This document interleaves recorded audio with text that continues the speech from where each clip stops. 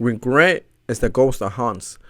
There's a few times where you're going to be faced with an opportunity, and if you don't take it, you're always going to wonder, what if I did take it?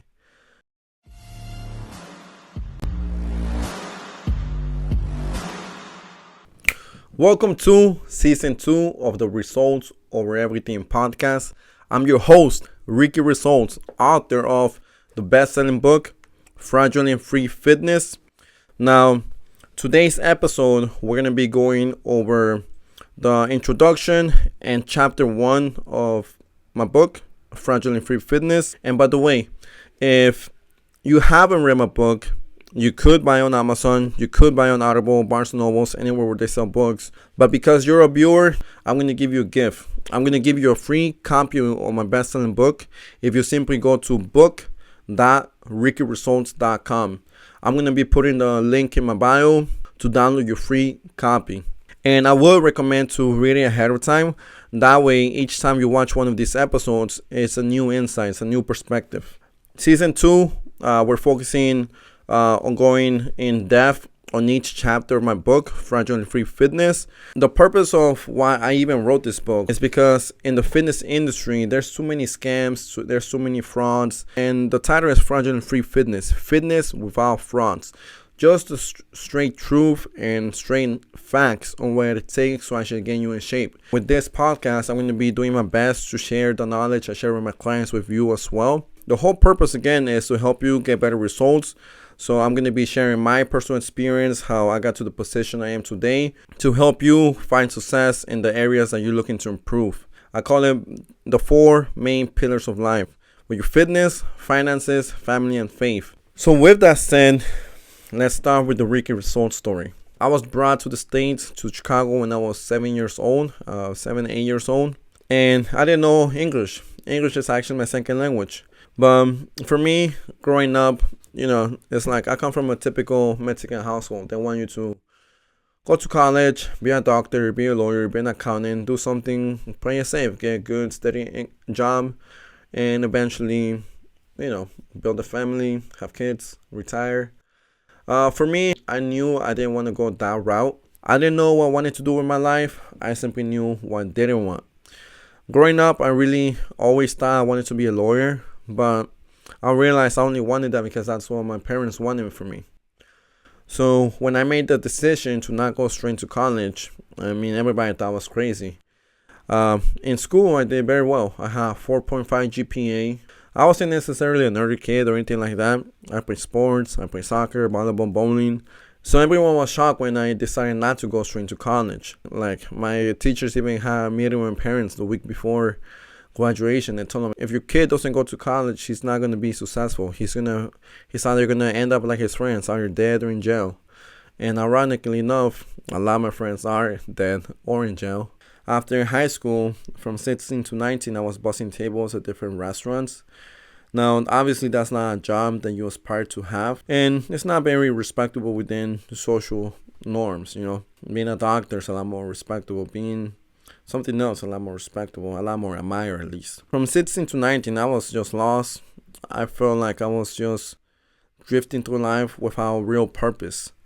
Now, throughout this whole time, I kept reading different books about psychology, sales. So I was still developing myself. I was still finding about what I wanted to do, which is why I recommend for a lot of you, if you're younger, you don't have to go take out $50,000, $100,000 loan to study something you're not even passionate about. Find what you want to do first. Find something that catches your attention, because the truth is, most people after college, they don't even use a degree. I cannot tell you how many friends I have that went to college, got a degree, are $20,000, $50,000, or $100,000 in debt, and they're not even using the degree. They got some type of job. Most of the time, it's not what they wanted to do. But guess what? Now they're in the hole. Now they're $20,000, $50,000, or $100,000 in debt, and they're not even being fulfilled. For me, even though I could have been a lawyer, could have been an accountant, I just knew I wasn't passionate about that, and it didn't make sense why I need to spend 4 years, 6 years, 8 years studying so many different classes that had nothing to do with my degree. And again, at this time I was 16. Like, think about it. I have the whole world on my shoulders. So many expectations of people of people that want me to do certain things. And I said, no, I'm not going to do that. Now, during this whole time, I kept working out. I was still lifting weights. I was still learning about fitness. And by the time I was 19, almost 20, I had built up a pretty good shape. I was in pretty good shape. Nothing crazy. I didn't look like a bodybuilder or anything, but I had a nice amount of muscle. And I had a decent physique. Now, an opportunity came up where I could work at a gym. Now, my first job in the fitness industry wasn't as a trainer. My first job was at LA Fitness. My job was to call the members that just joined the gym, book them for their fitness assessment, take them through a workout, and if they like the training, send them a training package, and then I assign them to a trainer. Now, I liked the job. I felt like I was good at it. It was pretty fulfilling. I felt like I was helping people. The only problem I noticed was that after a couple months, I noticed that most of the trainers there, they didn't really take their job serious. I didn't feel like they had the passion to do that job. And even though I didn't know as much as I know now, I know that the client wasn't getting the best service. So after about a year, I left the job because if I don't feel good selling something, if I don't feel like you're going to get your money's worth, or if I don't feel like what I'm selling you is going to really help you, or you're not getting the best service, then I don't want to do it. Like, I've done many things for money. One thing I won't do is go against my values or my morals, or just try to sell snake oil, as people like to call it. Now, the funny thing is, since almost 7 years later, life always has its ways of coming full circle. Today, actually just a month ago, I was offered to be the master trainer at the LA Fitness on South Loop. So now I'm a master trainer. Now I feel like I'm in the position to empower people. Now I'm in the position to lead by example. Now I'm in the position to fix the issue I felt like was not being addressed when I first started in the fitness industry. But right after I left that first job, I applied for a different job. This time it was going to be a slightly different role. There was a gym that was about to open downtown Chicago, around Michigan and Jackson, around the loop. This gym was Retro Fitness. When I applied online on Indeed, I was scheduled for an interview the next week. I went in for the interview. The guy that interviewed me, his name was Dave Pasta.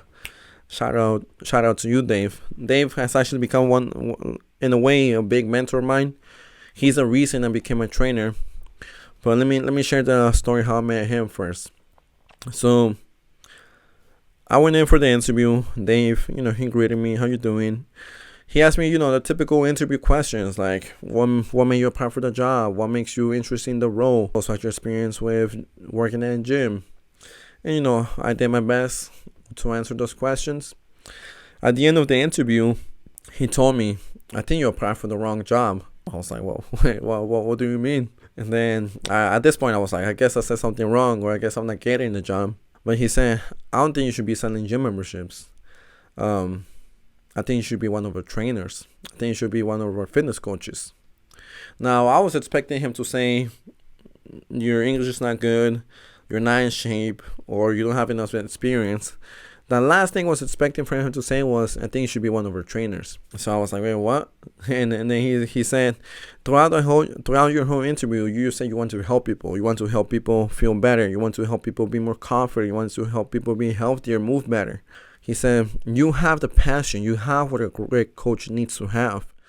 Now we just need to teach you the skill set. Now we just need to get you certified so you can actually do the job. So with Dave's guidance, I was able to get certified as a personal trainer. And a couple months later, when the gym opened, I started as a personal trainer.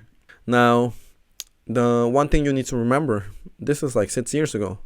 6 years ago, I was in RickyResults. I didn't have the confidence I have today. I didn't have the knowledge, the skill sets. I didn't have the tools I have now. So when he offered me the trainer position, I was filled with doubt. I was filled with lack of confidence, lack of self-esteem, low self-image. Because at this point, the highest thing I ever done was simply personal training. I hadn't actually taken a client and completely transformed their life. So that was a whole new challenge I was facing. And the day he offered me the role, I literally gave him every excuse why I couldn't do it or I shouldn't do it. My English is not good enough. I haven't actually trained anyone for more than a few sessions. You know, there's a few times where you're going to be faced with an opportunity, and if you don't take it, you're always going to wonder, what if I did take it? I like to live my life kind of like Jeff Bezos said. You want to minimize how much regret you have when you're in your deathbed. For all I know, we only get one chance to live your life. When you're 50, 70, 80, 90 years old and you're on your deathbed, how many regrets do you want to have? Oh, I wish I would have asked that girl out. I wish I would have accepted that job. I wish I would have traveled more. For me, I want to have no regrets. So when there's an opportunity and I feel like it could change my life, it could improve it, I'll take it, even if it backfires. Because that's why. Even if it backfires, at least I know it didn't work. But what if it could have worked? Like, regret is the ghost that haunts. Like, if you have regrets, that will haunt you forever. So don't have regrets. Take an opportunity. Because if you don't take an opportunity, the opportunity might pass. And then you miss your chance. If you don't act, later that opportunity might not be there. So I took the opportunity. I got out of my comfort zone. And the rest is pretty much history, like people like to say. Now, the reason why I take this seriously is because with social media, and social media is like a double-edged sword. There is some good content, but nowadays, Instagram, TikTok, Facebook, Reels, they don't recognize talent, they don't recognize value, they recognize just getting views and attention. If you're doing a silly workout, you're doing a silly skit, or just doing something just to catch people's attention, you're clickbaiting, you're gonna get rewarded for that. You're not necessarily gonna get rewarded for providing value. This is why I mostly post this podcast on YouTube, because people that come on YouTube, they're in a different mindset. They're looking to learn. They're looking for longer format videos. On Instagram and TikTok Reels, it's just quick, cheap dopamine hits. You scroll, there's a girl doing a quick TikTok dance, and you get some dopamine hit. You know what I mean? It's like your brain is constantly being hit and bombarded with different dopamine hits that people become addicted when they're not on their phone. Like people at work, they will sneak out to go to the bathroom just to start scrolling on TikTok. Like, that's messed up. So this is why I'm doing this on YouTube mostly, or longer format podcasts. Because with Instagram and TikTok, people just want to be the next big influencer. Most people want you to try a 6-week diet or some type of supplement. Like, they will say you the same workout routine they saw to the last 100 people, even though the goals are different. So I saw this trend in social media where people are just doing silly things for attention, trying to promote anything, even if it doesn't work, just to get some few dollars. So I was like, man, that's messed up. Somebody has to do something about it. And there was no book like this. There was no book exposing all the scams, frauds. So I felt like it was my duty, because at this point I've had literally dozens and dozens of successful transformations. I've trained at least a few hundred people at this point, probably it's in the thousands now. And people that have been able to transform and change their life, they keep the progress and continue to make more. I want all my clients to get to the point where they have enough knowledge, they're in a good physical shape, to where the point that they don't need me. I want all my clients to become self-sufficient, to make this a lifestyle. Why? Because I take a holistic approach. I teach you everything you need to know. I don't just train you, I educate you, I actually train you. And I feel like it was my duty to reach more people. So that's the main reason I published this book. So that's the perfect transition to chapter 1. So chapter 1 is called The Fitness Industry's Rabbit Hole and Why You're Not Getting the Results You Deserve. Chapter 1 pretty much just goes over how TikTok, Instagram rewards just cheap dopamine hits.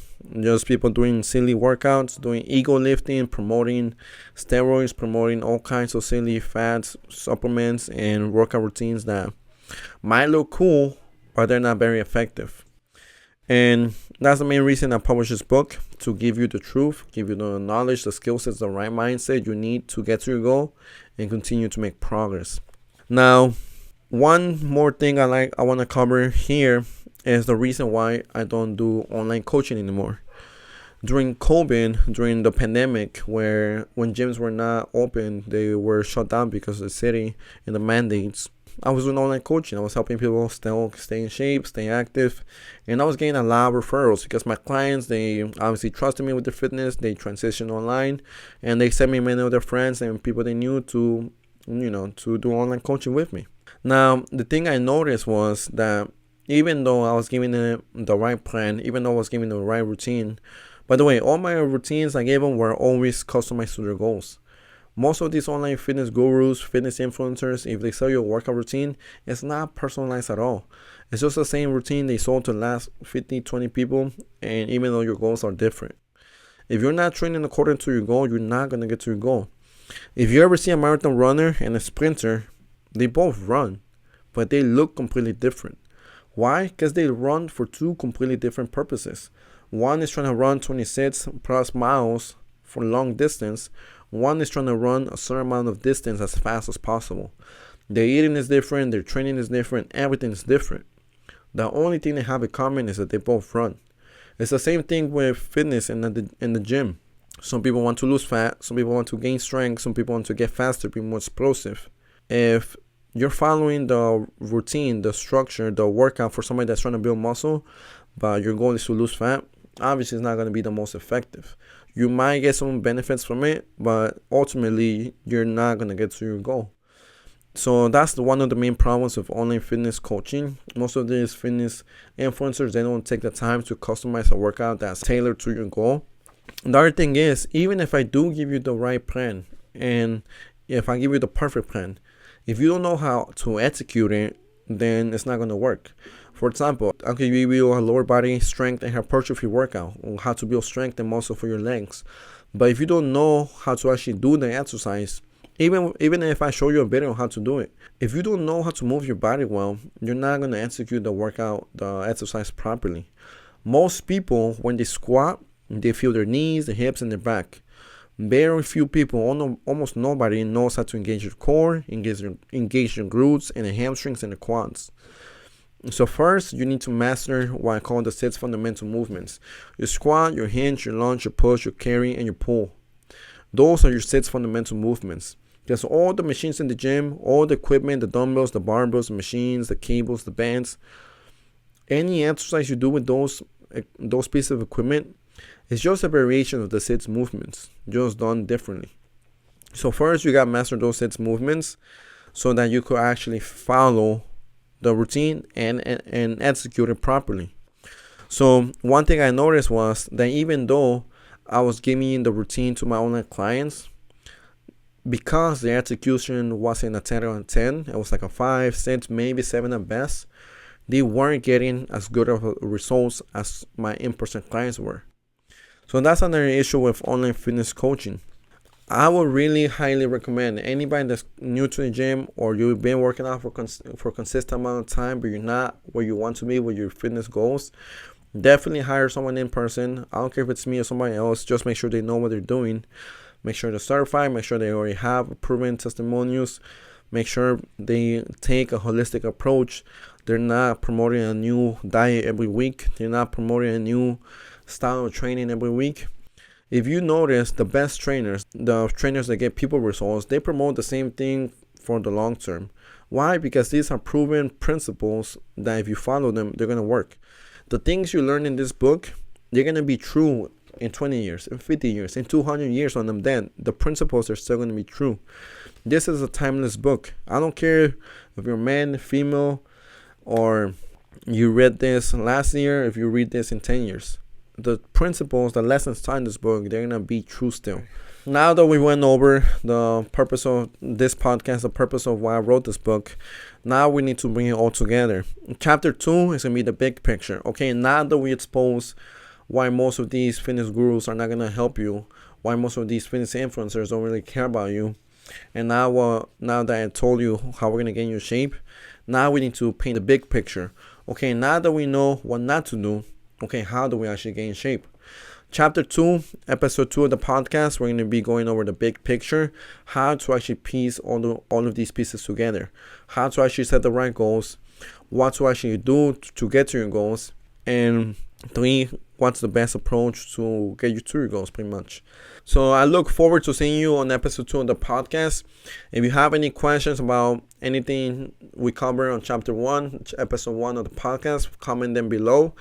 If you found value, you learned something new, you found this interesting, make sure to subscribe and follow my channel, because I'm going to be dropping a lot more golden nuggets, things for you to actually learn and apply to your own journey. And again, if you haven't read my book, you could simply go to book.RickyResults.com to get a free copy, or if you rather get a physical copy or listen to it, you could check it out on Amazon, Audible, Barnes & Nobles, anywhere where they sell books. I like to hear your feedback, so if you also like to connect on Instagram, you can follow me at RickyResults. I'm Ricky Results. Peace out.